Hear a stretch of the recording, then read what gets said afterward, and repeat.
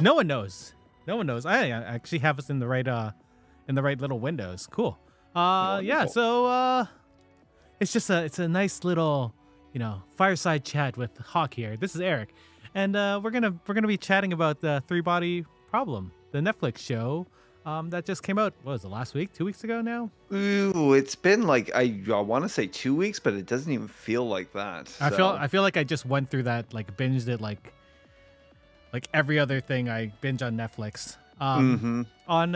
So that's what we're gonna chat about. Should we talk about what's good? Let's talk about what's good. As it's been a while since we recorded one of these. I'll go first because normally I go last, but I'm gonna go first because it was gonna be tonight's episode, and that is Sony's most recent release, or at least the most recent big game on the PS5, which is the Rise of the Ronin.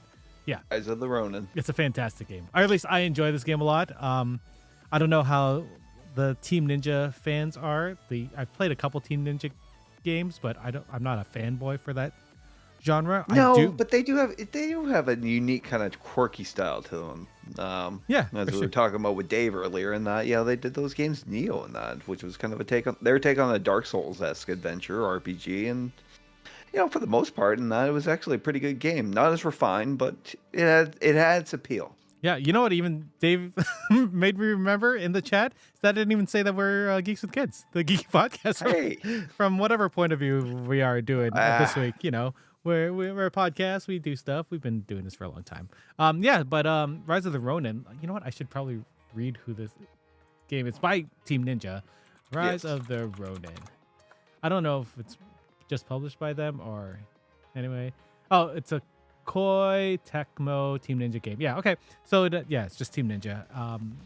It's not what I expected. I didn't really expect anything because the first trailer I saw was playing at Toronto Comic Con on the big screens, and I was like, "What is this game?" And I was like, "Okay, I guess maybe I'll check it out one day." And now I'm actually checking out a lot of it. I've played over, I want to say 45 hours, if not more, for this game. I played a lot of it. I may have played more than Final Fantasy VII at this point, which is sad because I want to beat Final Fantasy, but I need to review Rise of Ronin because I need to review that. I need to review MLB 24, and then I have the Last of Us Part 2 remastered. You still got that one. It's in the back burner. I have the script. I just have to record it and then edit it and send it off because that game, it's a long game. There's a lot of long games that I'm playing right now, and I'm just like, I have children, I know. That's why it's good to be hyper focused like me. I am drawing in on my 140th hour of playing Final Jesus, Fantasy. 140. Yeah. That's what I would be doing right now, right? Because I love that game, and I would play every single Queen's Blood match I can. Like There's still one I gotta find. There's one more I gotta find. Somebody called Regina. Interesting.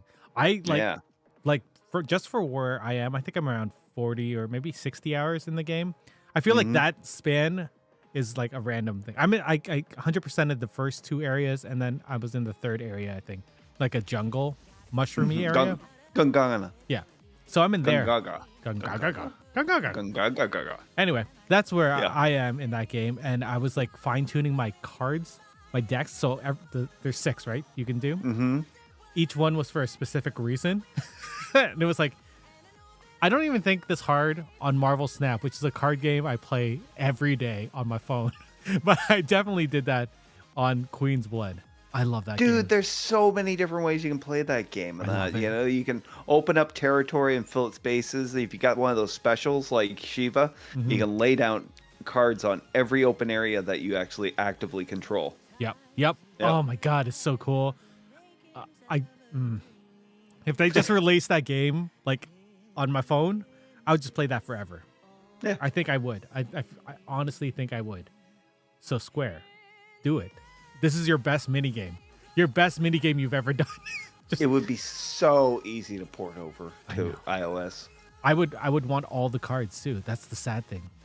Oh my god, I want it so much. Anyway, that's what I'm liking right now. What are you liking, Hawk? Oh my god, what am I liking? Besides Final Fantasy, besides Three Body Problem, I don't know that I've actually been watching anything new, and there's like a whole plethora of things I should be watching.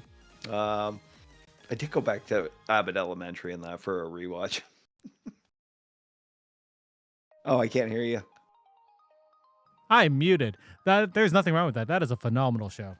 Yeah, no. Second pass through is fantastic. Janelle James is Ava. Oh my God, they're just like for her one-liners alone. There was one she did where she's just like she was active. I think she was actively looking for Jacob in the hallway just so she could tell him that her aunt's dog wants its sweater back. Yeah. Oh my God. I still haven't seen the third season, right? That's the most recent. I still haven't seen it. I think it has completed its run because I know they are planning for season 4. I don't know if it has. Probably not because we're still mid-year for seasons, right? Yeah, and we're watching it through Disney and their stars and that, and they're not always great about third seasons putting all that stuff up. Yeah. Well, Canada in general is weird. Hello, Brent, in our chat as well. Howdy. Brent is going through all sorts of upheaval right now and needed to have some time. Not upheaval, but things are up and up. That type of thing. The hurdy-gurdy of life. The hurdy-gurdy of life, as it were. Yeah. Oh, yeah. So, Abbott Elementary. That's streaming on Disney Plus in Canada and I don't know, somewhere else in the States. Yeah. Who knows? Hulu, they have so many different streaming services. Yeah, I know. Yeah.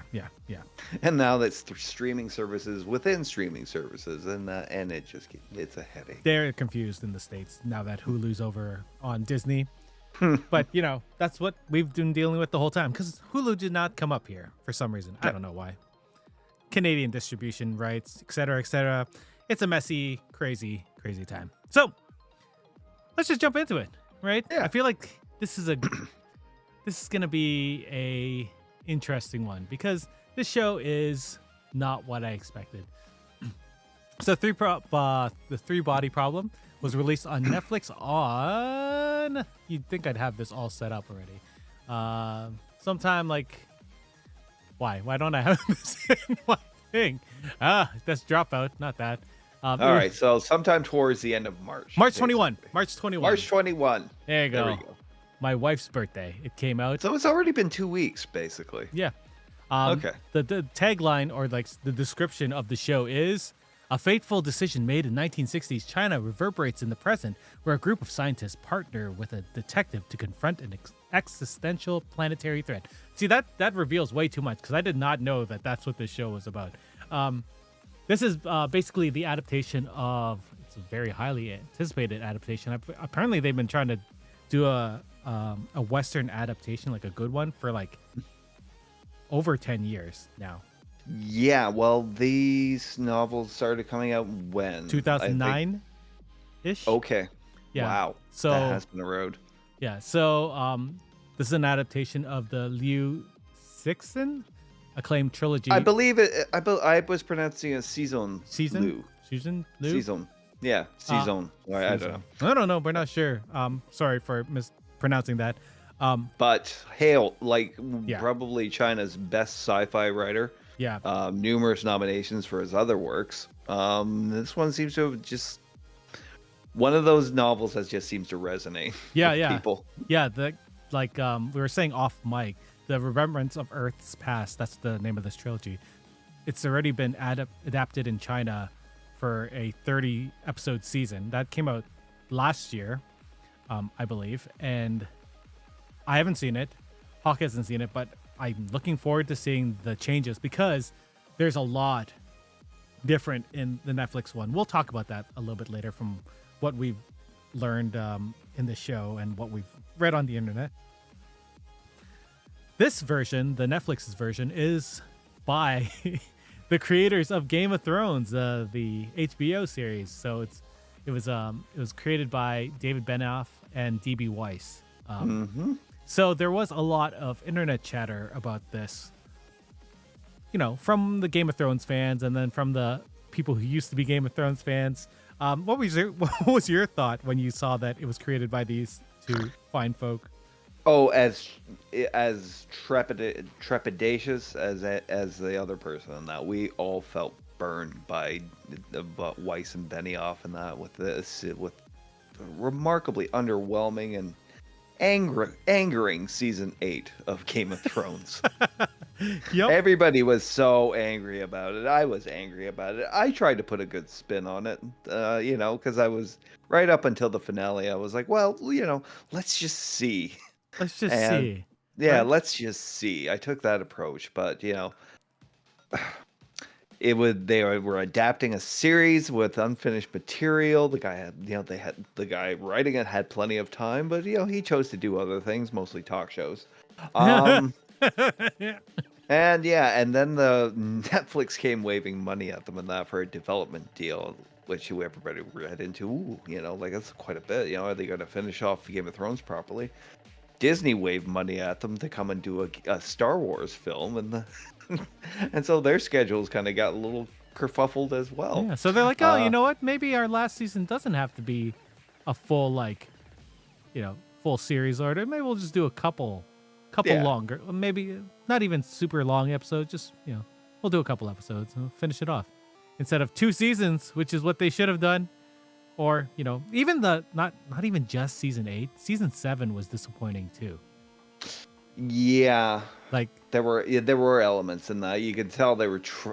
You thought they were basically trying to put the pieces together for season 8, to proceed. But it did come off as kind of boring in some parts. It was, didn't it? Yeah, a lot of as soon as the books ended, a lot of the character traits of these characters started waning and changing. Like they were sort of like the Cliff Notes versions of these people, but if you had copied the Cliff Notes of someone, talking about the Cliff Notes instead of actually reading the Cliff Notes.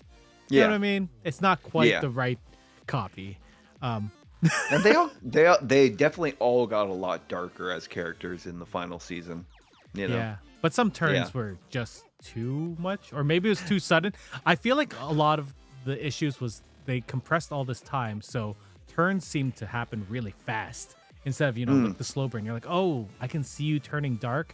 Maybe you're going crazy at this point. Oh no, you're actually just gonna turn crazy this one episode. Yeah, sure. They put a little kind of darkening under the eyes and that to kind of simulate some madness and sanity taking over. And that's it. No development beyond that. And no, then thousands die. But we're okay with that.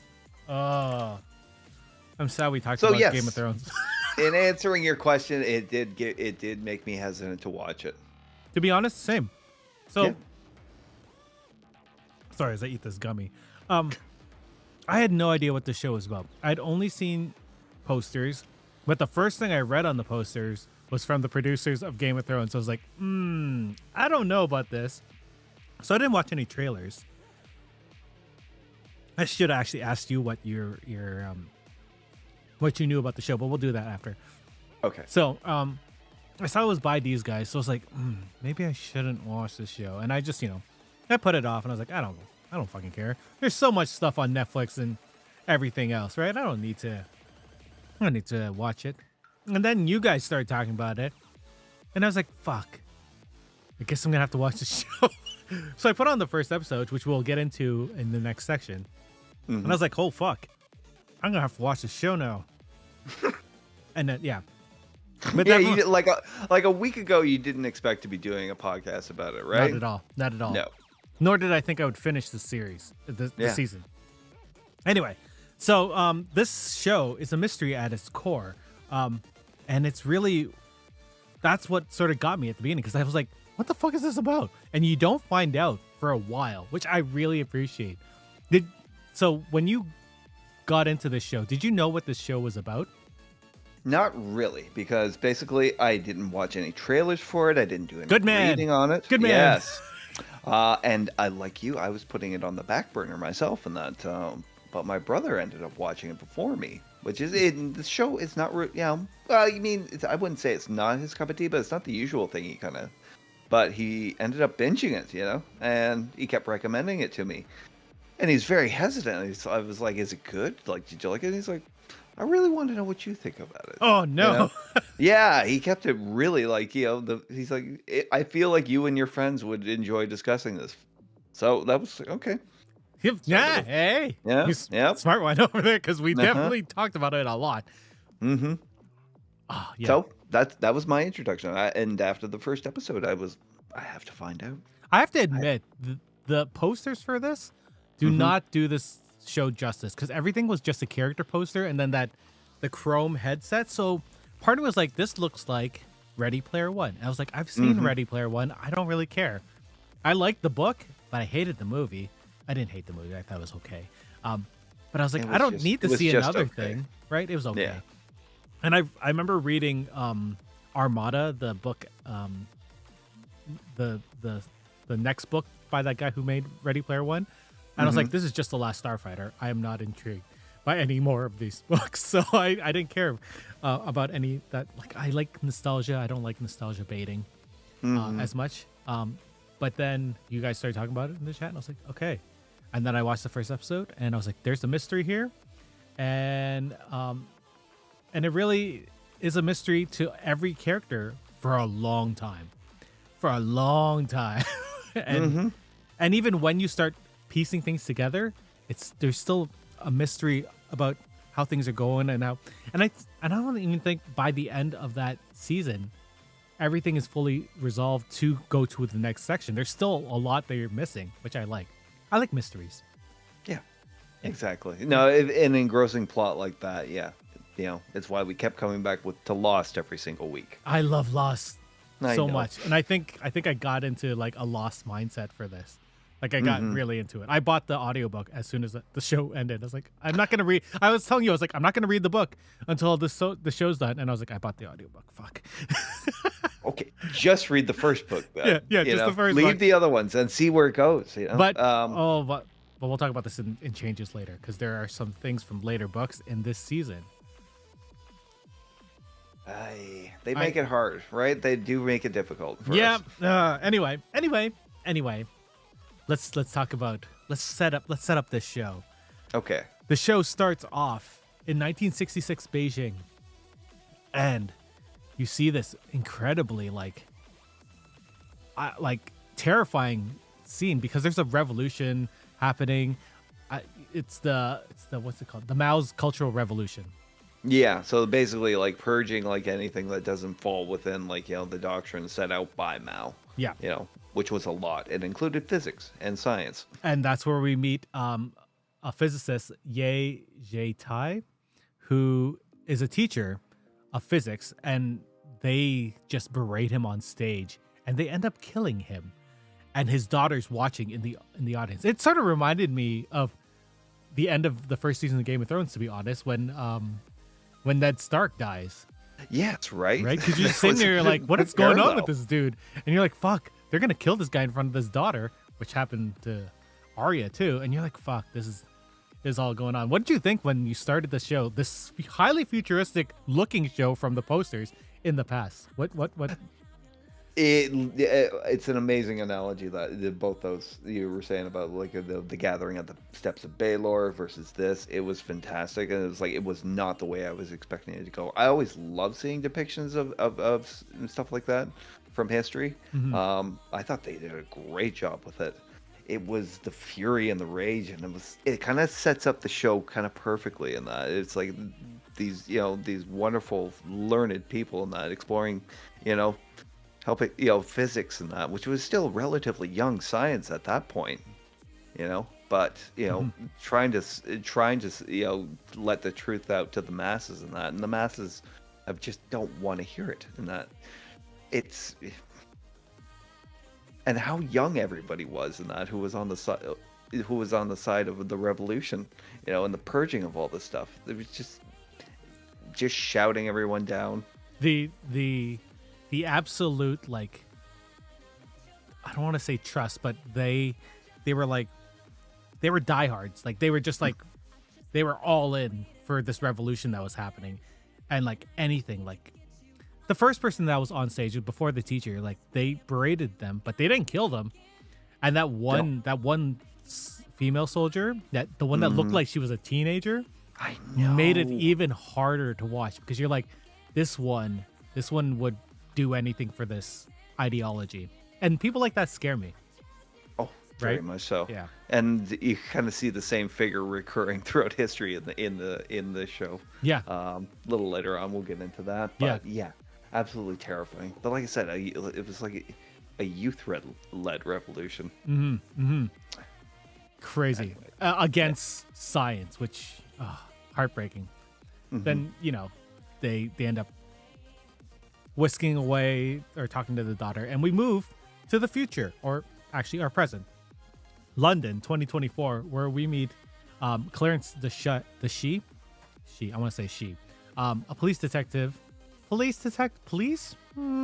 some sort of government agency detective investigating strange deaths, and he's in this apartment building, and there's writing on the wall in blood, and it's all talking about the numbers won't go away, the numbers keep counting down, and this is like they keep on adding another mystery on top of. So they had the revolution at the beginning. You're like, why is this here?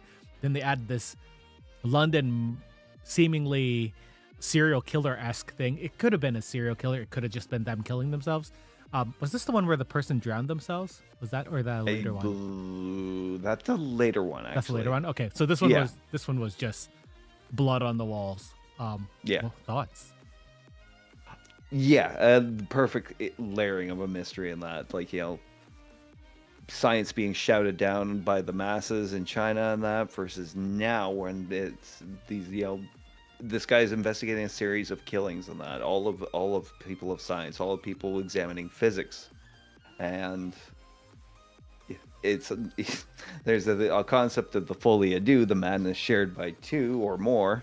But a police detective trying to find a logical conclusion for it, it does a great job setting up the mystery. And what are these numbers? Because the numbers won't go away. What does that mean? Oh, it was such a good setup. And then the final setup of the first episode, and we're not going to talk about each individual episode. We're gonna, because this episode pretty much sets up the rest of the series. Yeah, so we're going to go more in depth in this. By the way, this is all spoilers. It's very hard to set this up. Like, I'm trying to. I found word of mouth is the best way to approach new people about watching the show. So, but it's very difficult to summarize it in a way that makes them interested and not spoil things. Right? Like, there's a lot of the most important thing. You need to watch it because, and I think that's what you guys said. You're just like, just watch it, see what you think. And I saw the first episode. I was like, I have to watch more, and you guys are like, no, process what you've seen, then come back tomorrow. And I was like, okay. Here's what I always open with when I'm telling people about it. They're running the particle accelerator experiments and the hadron collider stuff. That's the next time we were going to talk about too. Yeah, but none of their experiments are coming to fruition, and that in fact all the results are devolving into just chaos, and in defiance of everything that 60 years of physics has taught them. And it's not just so the particle accelerator that we see in the show is the Oxford one in London, in Europe, in the UK. Good Lord, on my brain. Yeah, and there's one of the main five. What's his name? Oh, you mean Saul? Saul's there, and he's like, yes, nothing makes sense. His boss Vera, who's also one of their teachers and colleagues, is like, we don't know, because Saul's planning on leaving. He's sort of like the eternal. He's like that genius that sort of slacks off as well. And Saul would much rather be at home smoking weed. For sure. And understandable, because everything he's been working on the past, God knows how long he's been in physics, just this past year decided to explode. And not just their particle accelerator, every single one in the world is just getting results that don't make sense. And what I found really interesting in this chat was when Vera was like, do you believe in God? And because that's the sort of what their results might be pointing towards. And Saul's like, what? how?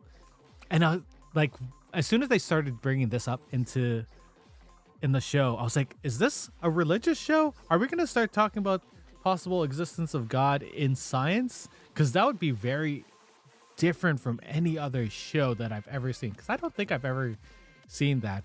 And That it was would just be such a controversial show because, like, even as she asked that, I kind of thought to myself, how often does that conversation come up yeah. between scientists, right?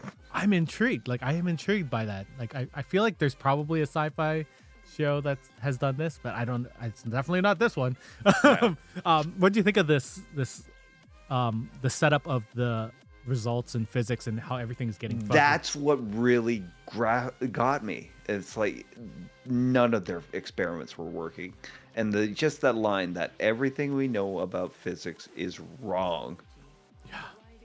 And But then again, like it was what Vera does next after asking Saul about that, about God. yeah, That which is that really funny starts to solidify that something is, something beyond their understanding is affecting everything. because now I wonder, did she ask him about God because she was going to kill herself? Because she does. She ends up jumping into the coolant of the particle accelerator, which again unexpected. Yes. Especially, but part of me was sitting there like, this person has probably been working in physics for over 20 years, and now they're closing the program, right? There's nothing for them to do because nothing makes sense anymore. Was that the end? But it's not, because this mystery, Vera's death, is something that gets played with throughout the whole series. Like, and I still think there are still things missing in this story, which I am, oh my God. Thoughts?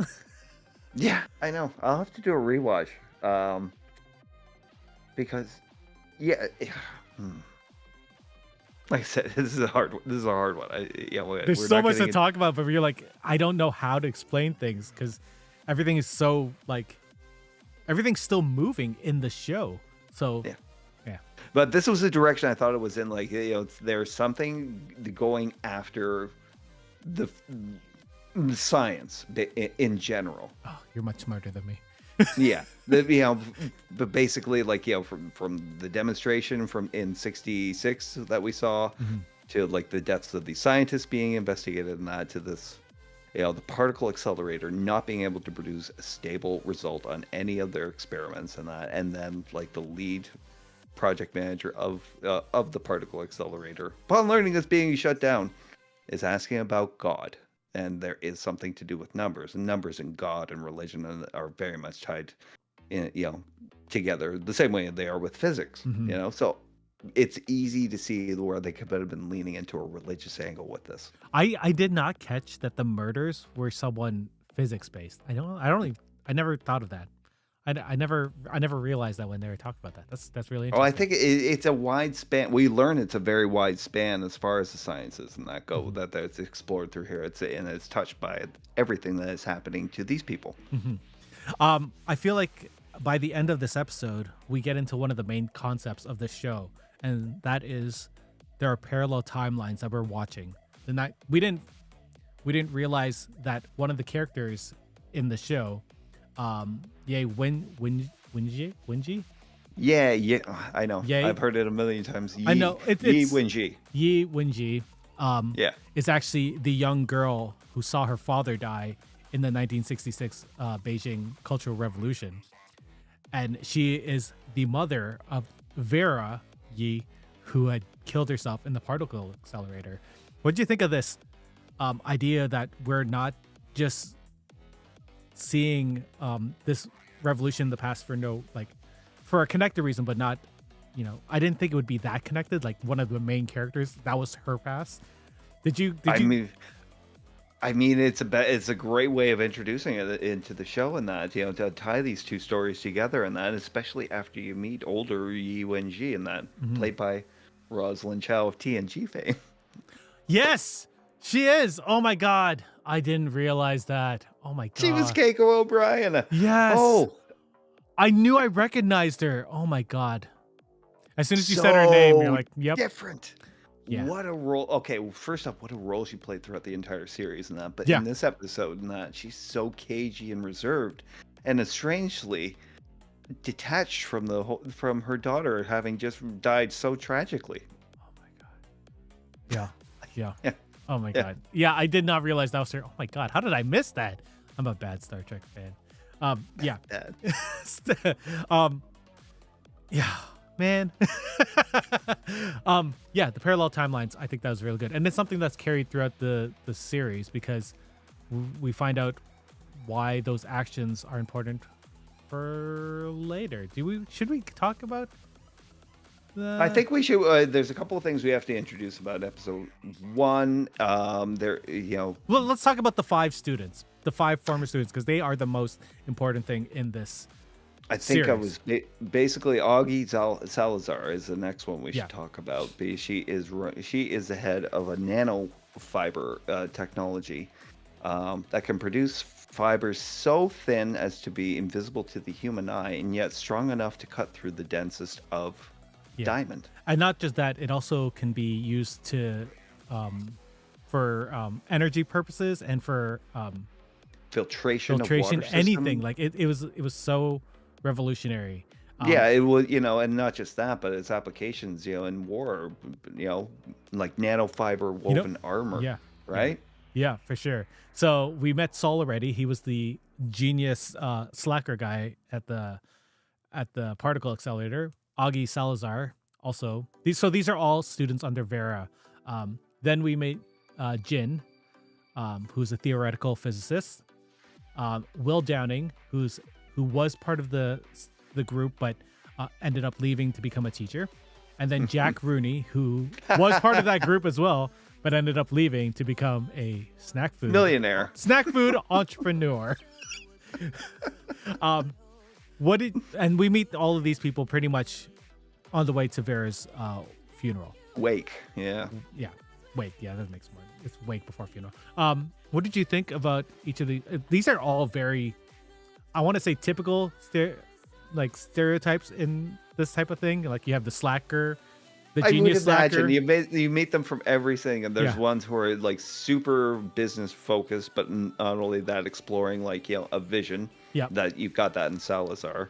You've got John Bradley, who is probably too smart for his own good, and it's but rub people the wrong way. That's Jack Rooney. That's Jack Rooney and John Bradley. Tarly from Sam Tarly from Game of Thrones. Yeah. He's one of the so good. holdovers. Yeah, remember when he attacked the NPC? I can't wait to talk about the game. Oh yeah. Yep. And then you have Saul, who's basically doesn't have a vision. Very, very smart. Obviously, running a particle accelerator, but has no vision of his own, and really is coasting on his intelligence. Yeah, he's just going along with the flow. Yep. Will Downing, who's sort of an enigma to me because he seemed really smart, but decided to leave because he liked teaching, which. It seemed like he was one of those people who's like, I would rather share this knowledge. And I feel like he got that from Vera. And then Jin, his eternal love. But I'm glad they didn't just make her like the love interest for Will. Because she's basically like... She's the protagonist of the show. She's the protagonist of the show, isn't she? Yeah, because she's really the connection. She has very close connection with Vera's family and Yu Yi. And yeah, she is actually bequested. I don't know. Bequested a certain item in that. Oh yes. At this, basically right after this, she's also so she. I don't know how to word this. They said that she could be the smartest of her generation. Like, Vera's mom says that she could be the smartest physicist of their generation, but not smarter than her, which I loved as a line. Oh man. So after the wake, we see Jin go and talk to Yi Wen-jae, so the mother of Vera, and because nothing made sense to these 5 students. They knew Vera so well, and they're like, she wouldn't kill herself for no reason, not just because the particle accelerator is not making sense, and that none of this made sense to them. So Jin goes over because she's close to the family, to just see what's going on, looking in her room, and she finds this metallic headpiece. well, no, she doesn't find it. She starts talking about, was she doing anything weird? And Wenjie says That she was playing a lot of games, right? Very unusual for Vera, right? She wasn't a gamer. No. Yeah. So she gifts it over to Jin, and Jin takes it home, puts it on, and she's transported into this Ready Player One-esque live like world where you could feel and touch and smell things. And it was just so immersive that it startled her to her core. What did you think of this? Because the first time she puts it on, you're just like, oh fuck. Yeah, I know, because it looks such like an innocuous thing, but like it looks very fancy. That it's very embossed metal. No markings of any kind, no ports, no screens, nothing that looks like it could ever be an interactive piece. And yet, as soon as she slips it on, it's the most realistic VR in that. And it's like, okay, this part is interesting. You know, VR is can be done well and and done badly in that. This one, I enjoyed, but it's the way the story progresses through it, and that it's like, okay, they did a really good job in representing it here and what its function. Yeah. So people listening, if you haven't seen the show, for the love of God, stop right now and watch it. This should be enough for you to be like, this is intriguing. I want to know more, because we are gonna just spoil the shit out of the show now. At this point onwards, we have to. So, over the course of the series, the first couple episodes, we find out that this headset is actually a virtual reality game. Not only Jin gets one, but she brings it over to Jax so that he could try it on. And Jack finds out that he can't access this game because he's not invited. So there's an NPC character that just keeps killing him. So he ends up going home and he finds a box with his own in there. So he ends up getting invited. And as the story progresses, these two characters become so involved in the VR world and trying to find out what their purpose is, because they get through, and it becomes an era where each level is a different era that they have to solve a problem. And we find out, do we just go straight into it? Oh my God, I guess we could just go straight into it. We find out the problems don't make sense to us as the viewer in that, because they involve like a desert scenario. The first where one basically they're trying to predict the next pattern of stable weather for the next 67 years. Because the sun is so scorching hot that it basically just dehydrates every single non-player character that's in there. In fact, it becomes a practice. They have to dehydrate and then rehydrate when there is actually a stable environment for them. I feel like this is the thing that's going to come in later too in the show, right? This has to be a thing. Oh my God. Yeah. But they're obviously very much like designed for the best and the brightest in the world, and that they're puzzles to try and solve. But they learn later on that the direction of winning each level and that changes as they learn more about the problems they're supposed to be solving. And by the end of the third level, they realize that the issue isn't the seasons or the planet being weird. It's that they're on a planet where there's 3 suns. So the issue is a 3-body problem, because there are 3 solar bodies in there. Which apparently which is apparently a thing that people knew about in the science world, but not something that a normal person like me knew.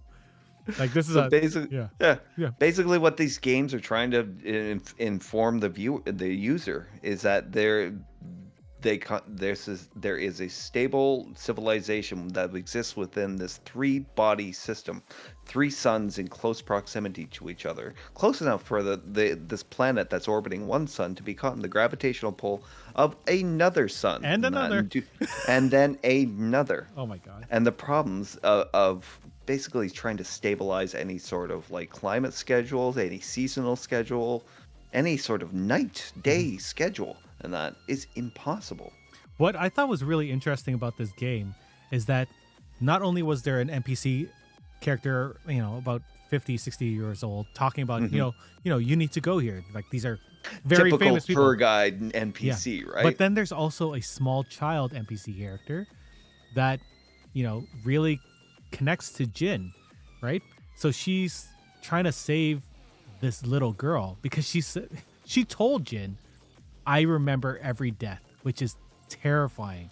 Terrifying to say, because you're like, it's realistic enough that maybe this is a memory, maybe not. And it really puts the audience and the players, at least Jin, in the mindset that, you have to feel empathy for these people because they're going through all this shit that's going on. And it's really interesting. Not Jack, though. No. Jack is purely there to find out how things work, which I find so good. He tastes the sand. He punches NPC characters. He just does shit to see what the reaction would be. He just likes to break the limits of the game and that, and he likes to, try and like. There are so many gamers like that, though, right? Yeah, exactly. The ones who broke Destiny, they break through Call of Duty and that. They find those holes in the wall that they can basically skip boss levels through. Yeah. That's Jack. You're making me think of Destiny when we used to push off the boss off the ledge. Yes, exactly. Remember in Kratos, the warlocks used to be able to do the bridge run. Yeah, I did that. Yep. Yeah, space magic. Yeah. So yeah, he likes to test it, but Jin discovers very quickly, and that the point changes in that, and that the problem that they're faced with are unsolvable in that, and so they have to readjust their expectations of beating the game by empathizing with that NPC, that little girl, and that who keeps telling them her story, and that she remembers every single death that she goes through. God, terrifying. It's like the little chocobo things at the stands in Final Fantasy VII. Yeah, those cute little things that you pet. Yeah. She's there to breed empathy in the player. For sure. So they beat the 3 levels, and that's it. They think that's it, right? Then they get an invite in the mail, like unnamed, unknown. They get it, and it's in their houses without any notice, like no one knows. And Jack's headset showed up. It was just in his house, and his house is highly teched out and secure. So people are like, what the fuck? What? How? Yeah. Oh, there's so many things we have to go back and talk about still too. Oh, I know. How about Augie's stuff? Augie's stuff. We haven't really gotten into Augie. We'll go to Augie next. Oh, should we go to Augie before we talk about the invitation? I think we have to go to Augie first in that, because it ties in with the mysteries and the deaths and that they were experiencing. But basically, Augie Salazar, on the eve of her company and that making its breakthrough in the nanotech fiber wire, starts to see a countdown that only she can see. It's in front of her primary vision, and that constantly, and that it's counting backwards, and she doesn't understand why. And this happens before she finds out that Vera dies too. Yeah. So.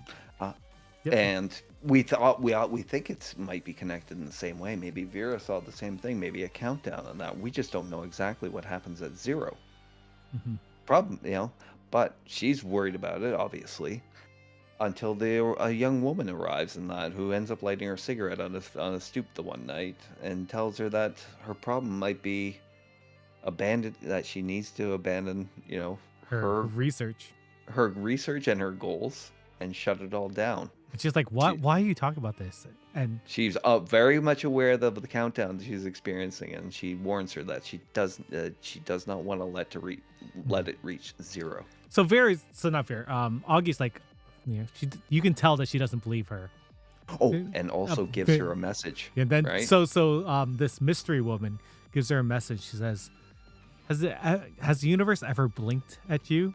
And she's like, "What the fuck does that mean?" And then she gave her a little card and said, "Go to this coordinate at this time," which was the next night at midnight. So she goes up on the roof with her sort of bow. I guess they sort of they have an on and off because they have an on and off thing, but it's such an opposites attract thing.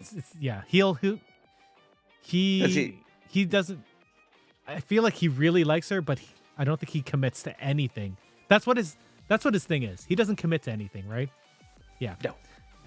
No. It's like he would rather work underneath someone than venture out on his own or adapt his own ideas. He would rather sleep around with people instead of being with someone who likes him and he likes as well, which is ridiculous.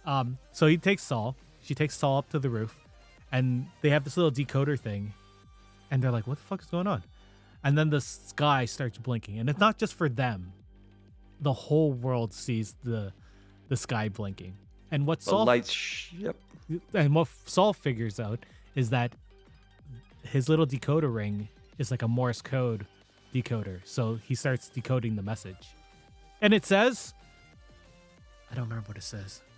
It starts with the countdown, the first number of the countdown, and it yeah. works and the message works its way down to the timer, down to the seconds, and then as the universe keeps blinking, once it got into the last part of the digits and that, it's keeping in time with her countdown. Yeah. 5, 4, 3, 2, and she realizes the universe is winking directly at her alone at that moment. So the next day at her company, they have a final test to make sure the nanofibers work. They do it, it runs perfectly, and she shuts down the program, and the numbers just disappear. Oh, I believe they sped up at that point once the thing actually worked. I don't know if it sped up, but I think the tension was there. She may have just felt that, but I remember the look of relief on her face when this show is so well acted, well acted. Isaac Gonzalez, Elza Gonzalez and that I haven't seen too much of since, but I do remember her very distinctly from Baby Driver. She was excellent in it. She was very good in that. She was in From Dusk Till Dawn, the TV show. I don't know if you ever watched that. Oh, yes, I did actually. I forgot about that. Yeah. I don't know if she was in it. Oh, she also was in. Have you seen Mr. and Mrs. Smith? The new one? No. She's in Not that. yet. Okay. You should watch the first episode. Oh, I'm not gonna ruin that. She's very good in that show. It's very different from the movie, and I appreciate that. I appreciate that. While this is all happening, there's also a separate storyline between Will and it's sort of just Will. Will finds out he has cancer, and he's dying. Bad. It's stage bad 4. kind. Stage 4 pancreatic cancer. So one of the roughest. So he knows that it's just going to end. Jack wants to spend all his money on him, but Will's like, you know what? I don't want to be poked and prodded. I only have a couple months left to live. Just let me live them. And they're like, okay, they respect that. He doesn't tell everyone because, he doesn't want to worry Jin, but it eventually goes around the friends. We're sort of speeding through this series because we can't talk about every single episode, and it's a lot. So, Jack, nothing really important. Jin is still going through the game. She's still trying to figure out. They get the invitation to meet up somewhere. With a certain someone, Tatiana. With Tatiana, yes. She's there with Jack as well. So they go. They meet Tatiana, who is the mystery woman that had talked to Augie. And they end up popping on the headset for level 4. And basically, there is no real level 4. Level 4 is this AI talking to them about what is happening. And what's happening, Hawk?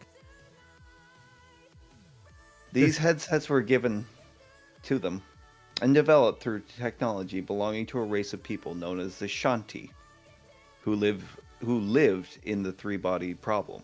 Their civilization was so unstable in that they were forced to find a new galaxy to live in. And we find out that Yi Wei-jing was the very first person on Earth to know this, and was in fact the person who invited them to come to Earth. Oh, man. That revelation, so good. And this was halfway through the season, right? When we find this out. Oh, so good. We find out that they have agency here, even though their ships are still 400 light years away from Earth. They're 400 years away from Earth. They have agency within the world right now because of the technology that they developed, known as the Sophon. Shall I explain? Yeah, keep going, man. A Sophon is a proton-sized supercomputer. Basically, they use their incredible technology and the incredible energies that they were able to wield to produce a proton supercomputer so small it could move through space at at vastly different speeds than that because it has no mass. Yeah. So they sent 2 of these sophons to Earth. To And help the thing prepare. with this, to help prepare. And the thing of the sophon in that is it can be as small as an atom or it can be as large as half the world. Yeah. These things are able to change their size. They're able to be anywhere at any time, all the time. Basically, there's some time delay because they do have to move through space. But about 2 seconds, I believe. Yes. If they were to go to the moon and back, it would take them 2 seconds. Yeah. So this is the power of the sophon. It can be anywhere on Earth at any given time, all the time. So privacy is gone.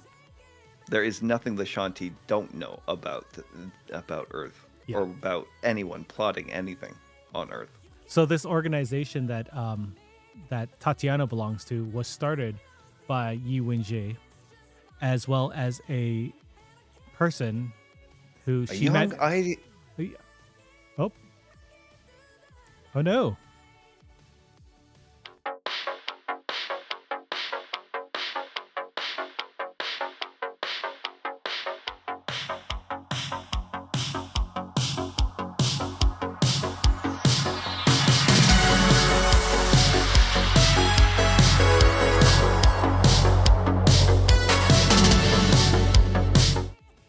We're back. Sorry, my Discord decided to just stop.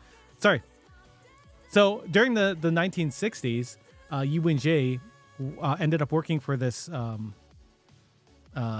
science lab where where we were talking previously, where she had discovered. It was a communications disk. Yeah. She was sent to basically to run the math behind their communications because they had decided at some point they wanted to be at least the first to make contact. Yeah, because that's a race, another space race that because they had said that the U.S. and Russia was also trying to do this as well. But while they were trying to find out other sites to continually build for their research, she runs into this American ideologist. He was a ideological person. Young man. He was trying to save birds. And they develop a relationship through their love of the world and nature and stuff. And they decided to build this followers of Shanti organizations to prepare for these aliens to come and eventually help them, because they figured we're not doing anything good for our planet, and real life talk we are shitting on the earth right now. Yes. So they assume, because things had gone so bad, that if they invite these aliens to come through their technology, through us helping them stay here, they can help us solve all of these problems on Earth. And that moment in that she was alone in the observation room, and that when the message came through, they sent a message out. She had figured out a way that there was a faster way of sending it further, by bouncing the signal from the sun, which the Chinese government shut down. Because the sun represented Mao. Yeah. The red sun was Mao, and that, and to point it at him was in defiance of the doctrine. She does it anyways. Damn straight. And she gets a reply. And the thing is, she got a reply from a pacifist among the Shanti, and that, who warned her that if she had made contact with anybody else among them, that they'd be on their way, and they would take it over. They would conquer her. Yeah. And she says, "Let them come. Let them come. Let them fight. We cannot save ourselves." Yeah. And at that point, it's like she had nothing to dissuade her of that fact, right? I find it interesting that she ends up getting Mike Evans, played by the wonderful Jonathan Pryce, to join her with this ideology. Because they build a full-on cult. Like, they call these aliens, not aliens, the Sophons. The Shanti. But the Sophons is what they were talking to, right? Weren't they? They were talking to the Sophons through the aliens, right? Well, I mean, I think they were I think the Lord was probably was the Sophons, but the Sophons spoke through the But you remember Shanti. the ship still had the satellite dish, right? So it's Yeah. like I believe the Shanti found a faster than light communication system in that, because we're talking about a 60-year difference, right? Hmm. Between the first contact and now. Yeah. And basically the Shanti are able to communicate directly with him, That's fair. That's fair. because yeah. Yeah. I wasn't sure if that Um was the Sophon voice, or maybe I that's. the Sophons themselves are just basically automatons. And that they're Mm, very intelligent supercomputers and that, but they're still like just under the whim mhm. of the Shanti. Fair, fair. So we do find out that Mike Evans has been communicating with the Shanti pretty much daily. Their followers believe that anything they do, they're protected by these Sophons, which they They pretty kind of much they are. pretty much are. Um, the We we'll talk about disappearing Tatiana in a bit, but Mike Evans ends up talking to the Shanti pretty much daily and reading them stories because to educate them, he's been introducing different things about our culture to them.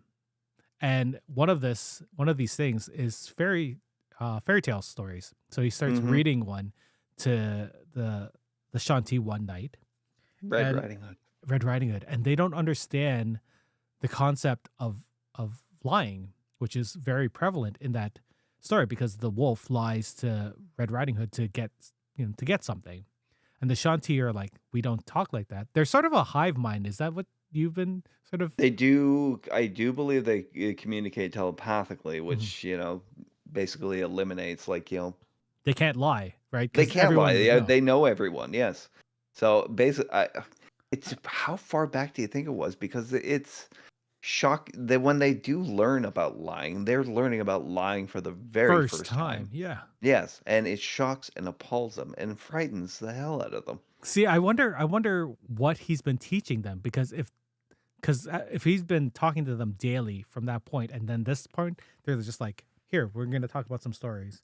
hmm Like, how did it not come up? Possibly the daily communications became like something more recent, you know. Hmm, Yeah. that's But fair. regardless, yeah, Mike Evans and Yi Weijin have been establishing followers and people who will enact the will of the Shanti in that in order to facilitate them coming to Earth. And their main Yeah. agent is Tatiana, pretty much. hmm She does the dirty work. We find out that she's probably the one, like, killing all these people, offing all these people, and deleting them from any sort of surveillance footage.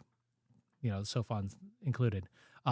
We you know what we skipped over? So they did this. They did the Jin and Jack do this test, and they're basically told, you know what, we're preparing the way, which is what religious people say. And oh man, it's like, right? They're preparing the way for these aliens 400 years in the future, but they want to get people ready for it. They got to spread the word. They got oh my god, this is all religious. I know. It's crazy. It's so good. And Well, it's like they tie it directly in. They refer to them as the Lord, the Lord, our yeah, Lord. yeah. Jin is hesitant, but wants to know more because she's inquisitive, right? She needs to learn about things. Why? She probably thinks that Vera found out about this, right? She's been playing the hmm game. She's smart. Is this why she killed herself? She wants to know more. Jin. Jack, on the other hand, hears this and just fucking flips. He just like can't. He can't process it. He needs to leave. Tatiana's like, you know what? You're free to go if you want. You can go. We're not keeping you here. And he's like, okay, fine. I'm gonna go.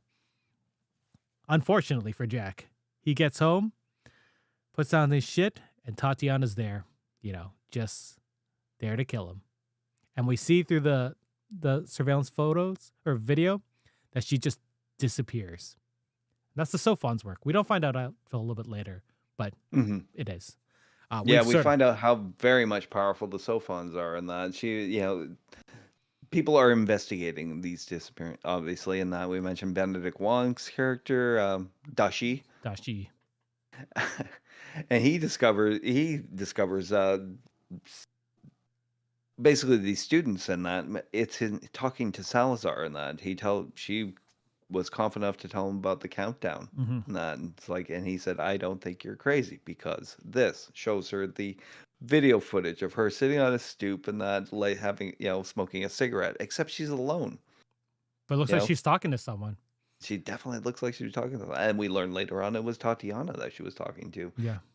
But if you, how she keeps looking at the video and that and says, this part right here, the cigarette sparks by itself. Yeah. Yeah. And oh, it's so good. Um, Somebody was there and wanted you to, you know, and didn't want to appear. How could they do that? and Detective We, She's like, we don't have any technology that could do this. That hmm just erase someone perfectly Yeah. in every single. But Oh, sorry. Yeah. this was how great it was in that. It kept the mystery of this going for a long time in that. For at least over like the course of 4 episodes in that Hmm. until we really knew the truth in that Hmm. about what was happening. Because even the blinking, of the universe was something local. Yeah. Well, at least global, but it It was was still global. local because it wasn't picked up by any of the Hubble telescopes. Yeah. Yeah. The uh, so obviously the death of Jack devastates all of these friends, and Detective she ends up working with Jin to go to this next level, her next level, her next thing, Hmm. which is her going to this meeting of all the people that in the UK that have been invited to this organization. That that's where we find out that Yu and Jae is the leader of this cult. So we've been jumping around, but that's the actual point in the series where we find out. And so the police raid the whole thing. They arrest Yu and Jae, and she's like, oh, you know what? If it happens, that means it's the Lord's way. Fuck, it's terrifying how much belief they put in that. Sure, Um, because they had all the proof they needed, though. but Detective, she's like, something's up. If they were gonna be protected by these aliens or whatever, there would be something going on.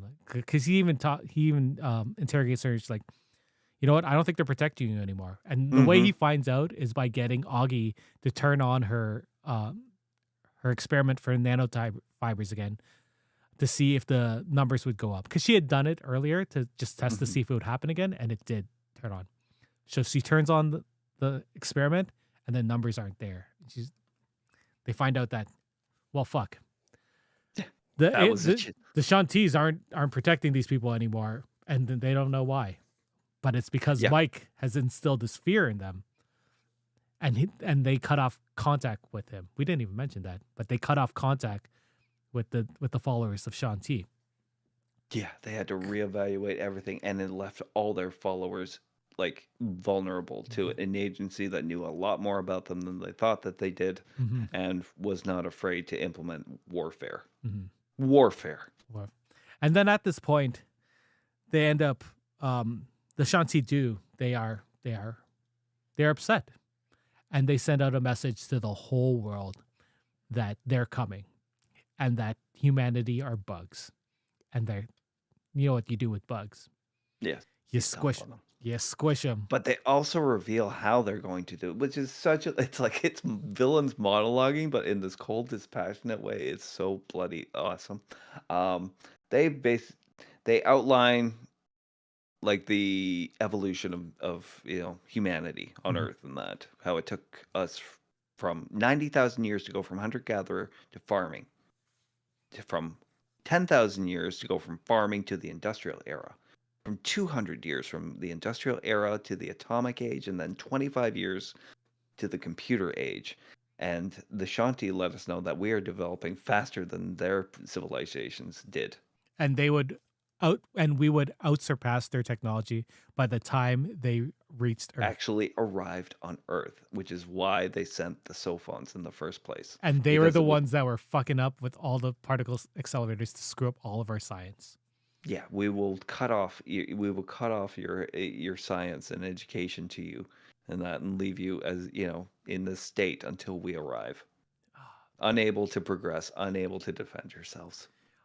I think from this point on to the end of this series, we can probably just scoot through pretty fast Mm-hmm. Yeah, it's because getting we on there. we do end up meeting Thomas Wade, who is Yes. the I want to say clandestine leader of this Mm. mystery organization that Detective E has been investigating for, not Detective E, Detective She. And he ends up recruiting all of these people, Jin, the pretty much the five, except for Wade, who is dying, um, Yes. to not Wade, Will, Yeah. and Jack, because Jack is dead. Yeah.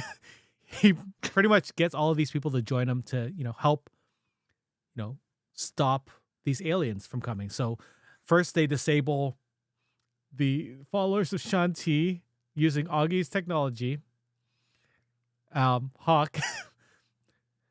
if if we talk about Game of Thrones and people are like, Hmm. what's the most disturbing thing, or what's the most memorable disturbing thing you saw on that show? People will be like, you know what?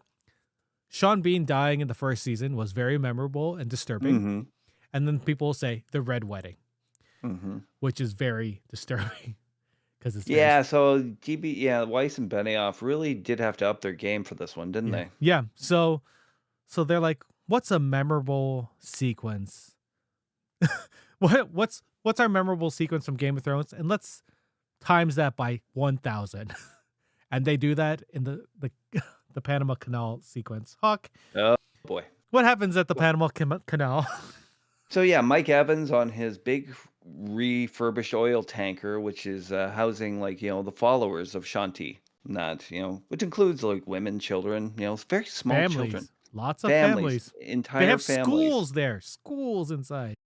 Hashiver learns of an unscheduled stop in the Panama Canal that it's going to take. He lets Wade in on this information. Wade at that time has already recruited Salazar to his goal and begins her on a large scale project very quickly with an entire naval engineering team and that to assist her to produce enough to long stretches of her nanofiber wire. Hmm. The oil tanker passes through a small canal, and we see that the two large metal arms swing upwards from the water to greet it. They're pretty much oblivious to it because the metal arms are very much on either side of the ship, and then with still enough time, space to pass through. Except that those metal arms and that are strung with that nano fiber wire and you see how effective and what a breakthrough she really has made. These nano wires start slicing through the ship as its momentum carries it through, and nothing can stand up to it. Not steel, not flesh, not bone, obviously. And you don't And know what's happening at first yeah, because Wade is like, it's not working. And you see Augie looking and she's like, yes, it it's is. working. And then you just start hearing a little bit like of a, "Eh." And then you see the first guy just get julienned, just Hmm. julienned. Yeah, And you're the like, entire "Whoa." top deck of the ship and it slices through a helicopter. Many layers of it just slicing cleanly through it. And that as it keeps approaching and there was no safety on the ship and that you couldn't run. There was nowhere to run because it's straight wires just coming through. There is no angle, nothing to it, and there's no Yeah. escaping it. It is terrifying. I will say this about the creators of Game of Thrones, Benioff and Weiss, is that they know how to build terror because you see the guy gets chopped in half. You're like, oh fuck, that's gross. Hmm. You see the helicopter, but then they zoom in on a child at a basketball court who's just not that far away from the helicopter, and No, then a schoolyard like teachers and all these other children's watching it and screaming and then running, and we don't see the children die. Thank God. thank God. Thank you. They No, find backpacks later. they find backpacks and legs, which, but it's just like And terrifying. Just also such a great metaphor for the rest of the series, the invisible enemy. true. I didn't It think was about that. doom coming. It was doom coming at them that they couldn't see in that, and yet it was there nonetheless. Oh, and the utter destruction afterwards, because you could see it. The ship looked like a hole, but as soon as it went all the way through, there was nothing holding it together. So it just like it dissolved. Yeah. It And just dissolved to nothing. once it actually hit the shoreline, and that it created enough momentum that the section pieces and that just toppled over like a big Jenga tower. Hmm. I thought it was more like noodles. It looked like noodles. Ew, so gross. It's so gross, but so good. Um, this doesn't stop the Shanti, obviously, because they weren't really protecting them. You could see that by that fact. Um, and so they start devising a means to maybe, you know, continually combat the Shanti, right? Um, what they determine is that they need to spy on them so that not only are they getting info, wait, because they can't only be the ones getting info. The Shanti can't be the only ones that know. If we found out a little bit something about them, maybe we can combat them somehow. So Yeah. so But then Jin, again, like the yeah. big problem is that they know every secret. And once you've laid it out, it doesn't matter if you speak it, if you write it, if you text it to a friend, they're going to find out. hmm So what do? They build a probe. They just go forward because they're like, whatever, they're gonna do it. They build this probe that's gonna be powered by nuclear weapons. Hmm. Not powered, but it's gonna propel it forward using the same nanofiber tech used to destroy all those children, and it'll just continually propel this probe over to the Shanti ship. Very precise They calculations. call That's why they got they call it Jin. yeah, they called it the staircase, and it was Jin's idea in that because like they were faced with a problem that they had to break the light speed barrier, hmm yeah, which is which had never never done. been done. Yeah, And all but the all the physicists they were like, you know what? In 10 years, 50 years, we'll figure it out. But Wade is like, fuck no, we need it now. yeah, Now. Liam yeah, Cunningham, man. I know. He just like he's like there's a reason they made him Dubliner in that because I believe he was either originally an IRA member or else he was someone who fought the IRA. Yep, I could see that. Either yeah, the way he fights it like a guerrilla campaign. Mhm. Yeah, Unwavering. Oof. unwavering. And it's like it's a patriotism, but not to a nation; it's to a people. Mhm, mhm. Yeah. In fact, he makes quite a few interesting life choices in that based on this new information about the Shanti and that going forward. Yeah, so he Yeah. decides that a couple of other projects he decides to um to fund is one that would freeze people and then reanimate them just to keep them alive longer. And Hmm. the people that were working on it, they're like, "Well, we can't fit this person on the probe." And he's like, "That's not for the probe. That's for me so that I can see this through to the end." So he can be there when 400 years comes and, you know, He lets them know that he's going to be only being basically awake week out of every year mhm. going forward, not to take care of business, fire and hire a few people, and see Wimbledon. Other than that, he's going to meet the Shanti when they arrive 400 years in the future that using this cryotech. that's an interesting it's an interesting premise because I don't I haven't read the books. You haven't read the books. I wonder Mm-mm. if this is actually going to happen. If we're going to actually see him freeze and then unfreeze 10 years from now, maybe, or something like that. You see, it makes I don't know because like the end of the series kind of made me question that because like we've seen the power of these cell phones and that they're able to interrupt like these hadron collider experiments. Yeah. Um, But we've seen not what they anything did off of late. her. Yeah. Well, yeah, that's true. Yeah, Yeah. they're able to influence a lot more on the electrical spectrum than people realize, and I think that's going to come up at some point with Wade. He might fear going into that hibernation and that That's because like interesting. they can screw with like anything.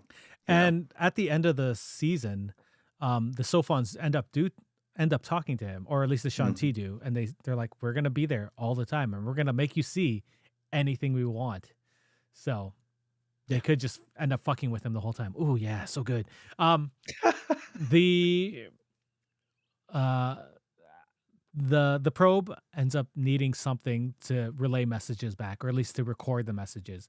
And what they end up devising is that they need someone's brain in there to record this, and maybe if it gets to the Shanti, they can reassemble that person and bring them back or something like that.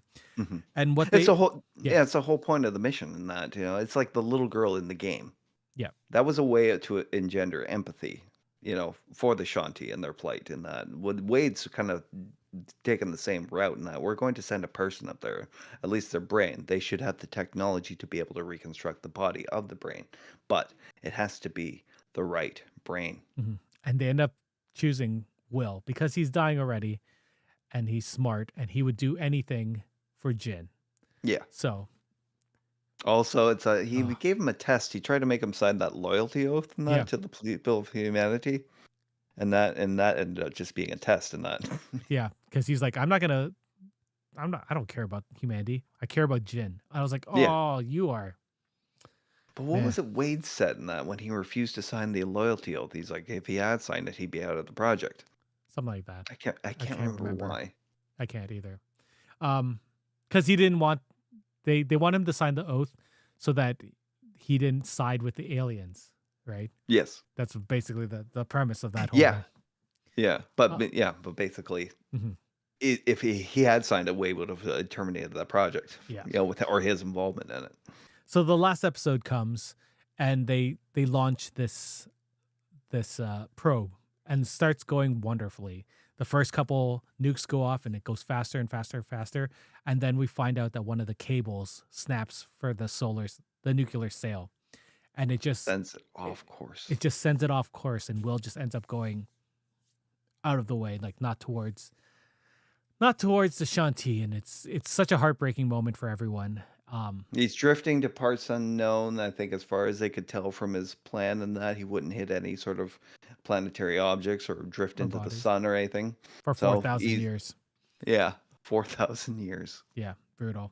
I feel like it's not the end of his story. There's something I more. doubt it. I think there's going to be more. This is probably like more of a third novel kind of thing. But I agree with this thought.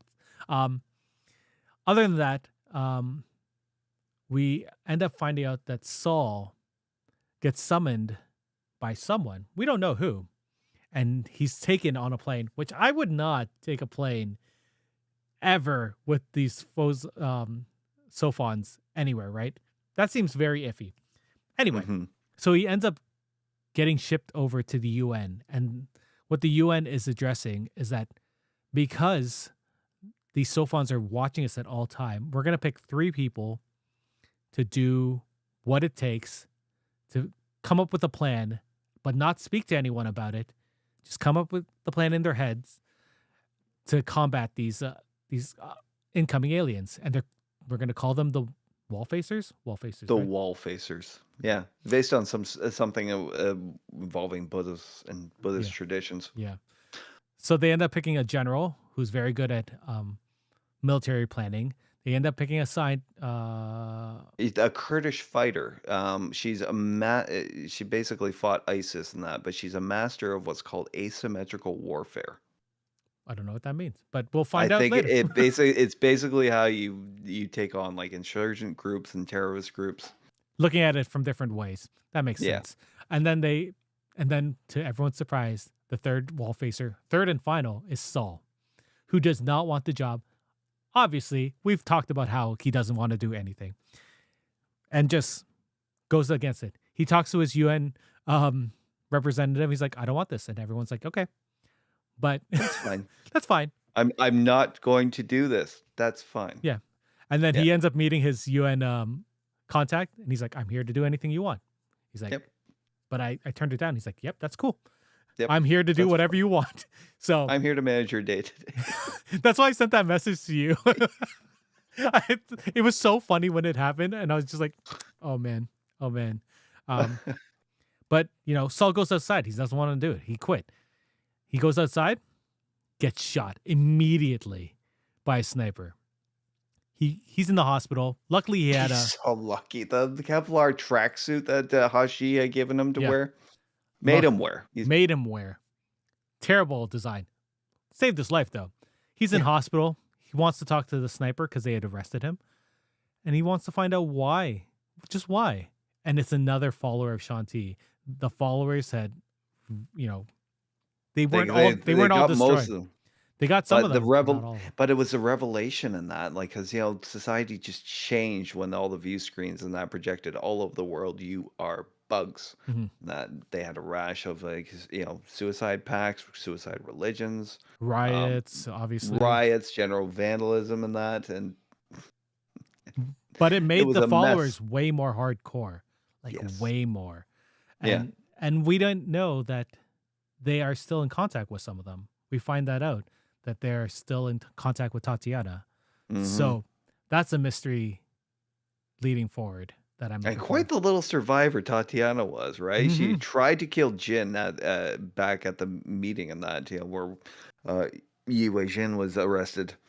She was shot in the leg. She managed to drag herself away from the scene Yep. without being captured, and it's just hanging out in a trailer off in the middle of nowhere. She ends up killing Yi Wenjie as well, Hmm. on the And orders of the the Shanti Shanti, yeah. in a very beautiful scene. Oh Yeah. my god, because she was there to do it herself, and Yeah. that, it's like she'd come to that crisis of conscience at that point, Hmm. after We Are Bugs was transmitted, and she realized, what have I done? It's like, my daughter died over this, and then we find out exactly what happened with Vera in that. Yeah. Apparently, Yi blamed herself in that because she got lazy with her correspondence with Mike Evans. Yeah. Yeah, and Vera, being who Vera and that, would have pursued it, and she pursued it and pursued it until she found out the truth. There is That's basically where the first season ends. We're left with a distraught group. Their probe didn't work. They end up going drinking. Obviously, Augie is somewhere. No one has talked to her. Jin and Saul are just drowning their sorrows. And Detective Shi is like, "Get up, we're going over here." This is the last scene of the last I episode, love the last scene. and he shows them this marsh where all these bugs are and everywhere. He's like, "You know what? For years, we've been trying to get rid of bugs, and you know what? Millions of years. Millions of years, and they just keep coming back because they just keep on going, We find new ways to poison them, to squash them, to eradicate them, to root them out, and they just keep coming back. keep coming back." Yeah. And God that bless the the bugs. and the look on Saul and Jin's, like they were determined, and I was like, "Oh, I can't wait till next season." Okay, so we're done the season. That's where we're at. This show is very hard sci-fi, which I really enjoy. This is why this is scratching the Expanse itch for me, and the For All Mankind, which you still have to watch, Hawk. For All I know. Mankind, Yeah. For All Yeah. Mankind, so good. Um, Okay. I tried Foundation the other night. I'm just not into that show. that's fair. It takes a while to get into that show. I Hmm. think it took halfway of the first season for me to like it. Anyway, Yeah, maybe I'll keep trying. what are your thoughts of this delving into something that's the end body problem is an actual thing? I sent you guys TED Talks about this that were like before like from like It's years true. ago. Like, And I never looked at them, but when he presented to me in such a way, and that as Netflix has done, mhm. I listen. Yeah. What do you think of the use of actual science? Like, there's actual science in this, which I think is very strange. I feel like they so many times I you'll always get. feel weird about like commenting on it, and that, because it's like I don't know, I and don't that know. maybe the science is good, maybe it's not, I like. I think. Um, I think I like but the idea that I can look up things about the science in this, and there's actual science yeah, if I wanted it to.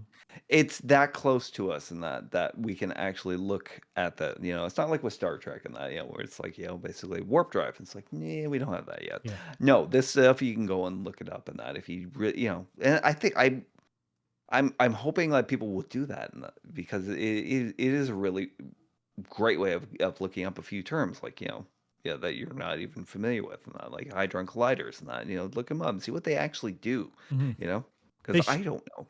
Yeah, they had really good CG showing the particle accelerator and how they break apart atoms and stuff. I thought that was really Hmm. good on the show.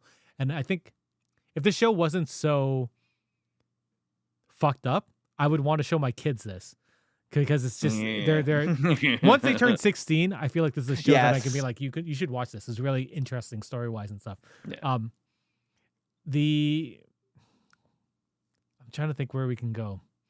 The tone is very It's grounded, like, okay, yeah. like it is very sci-fi heavy, Mhm. but it is also, the heart of it is a human drama in that, because it's like I remember Trav like was saying like, all the characters are so flawed. That's the whole point. It's like you're dealing with a bunch of very flawed people in that. Yeah. We got like one who's like way too tech, like driven in that. That she kind of shuts everybody out. I think Augie kind of shut people out in that at some 100% point. she shut people out.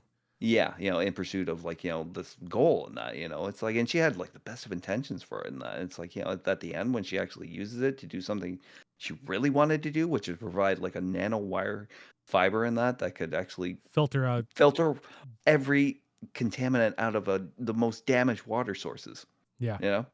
She Great wanted use to of it. save, like, because she was But she saying that when she was growing up, she yeah, wanted to help the people that she grew up with because she wasn't rich growing up. She grew up in a poor yeah. area. But Yeah. And like a billionaire was funding the project, and that we find out that out later in that, but also in that Wade co-opted it in that for its very first trial field run.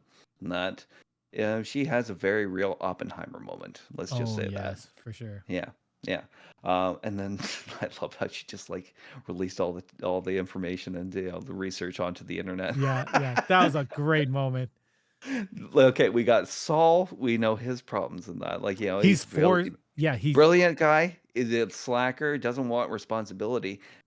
Responsibility is foisted upon him in that, and he's trying to turn it down in that, except now he can't. yeah. It's like no matter how hard he tries in that, it's like, and no matter what people say in that, that's why your friend's meme was great today in that, anything for the wall facer. Yeah. The w- and what's strange is that he became a wall facer because the Sophons started targeting him, right? Hmm. For no reason. He doesn't know why. No one else knows why either. They just started doing it. Like they tried to run him over with a car and ended up killing another woman.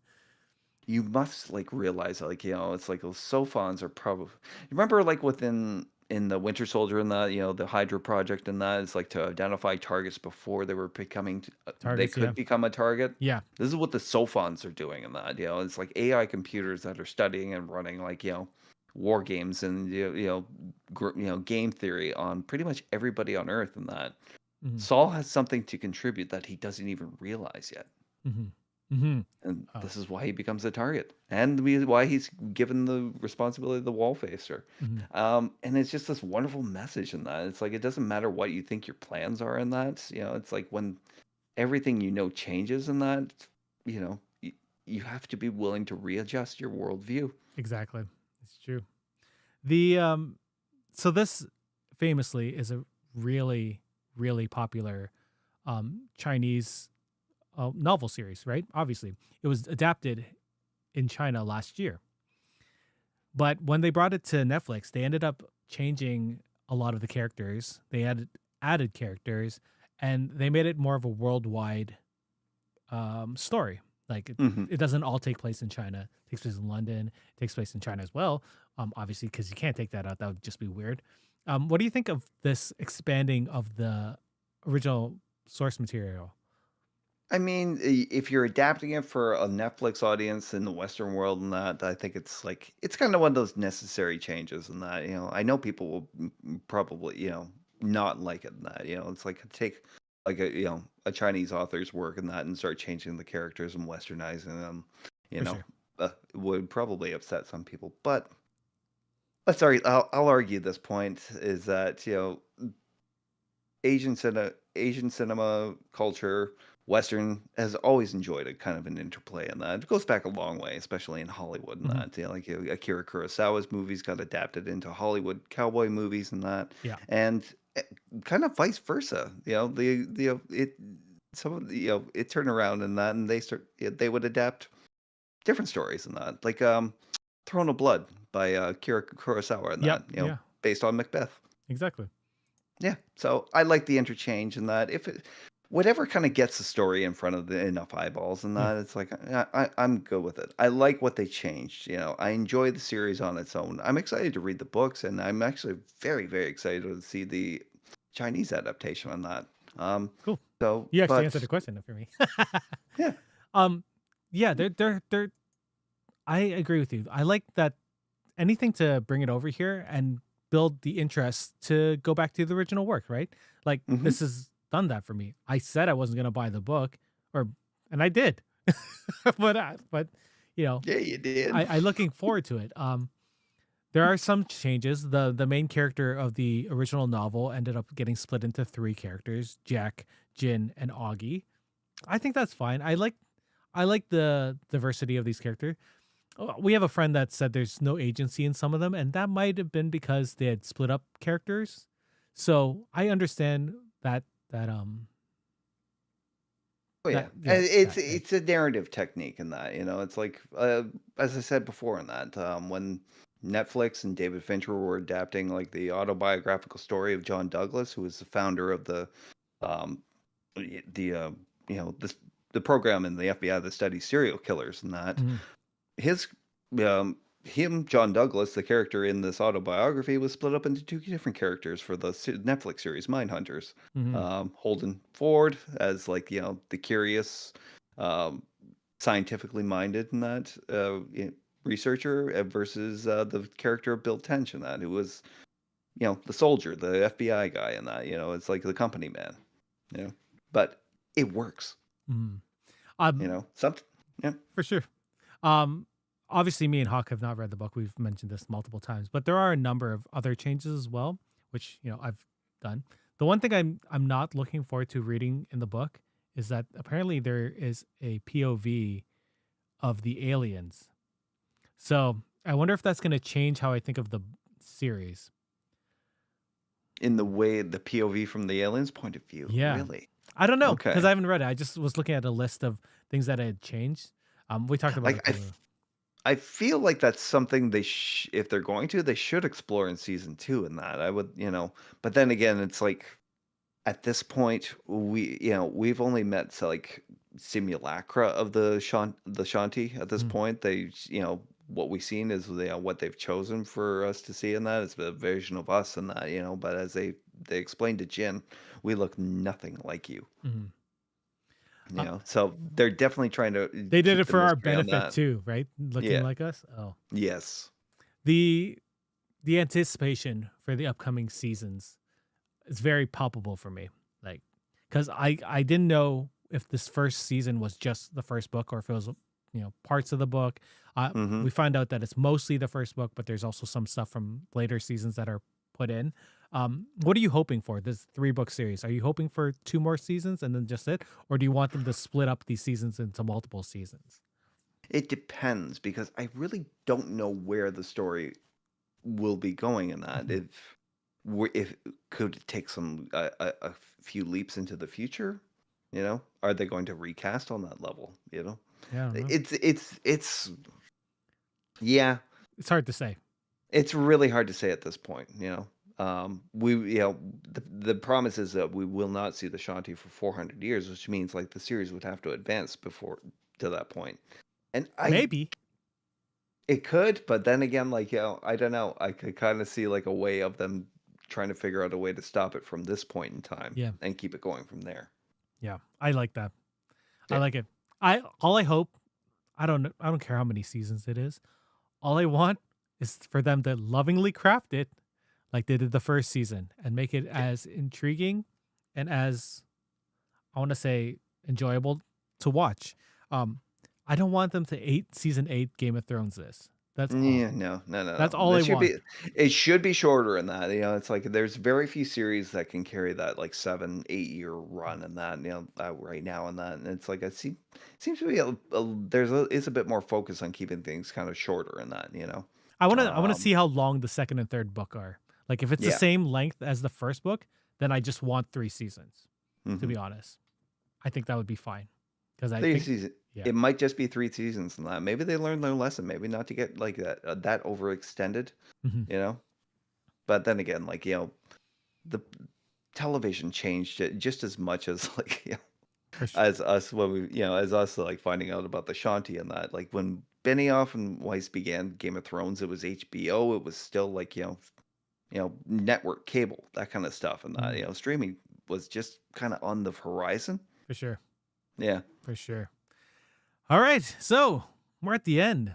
Do you recommend this show, Hawk? I don't know if you recommend this show. It's not like we've been A talking 10 about out this of for 10. It's like I don't know how you could, if you have a passing interest in science and a good story in that, you're gonna love this show.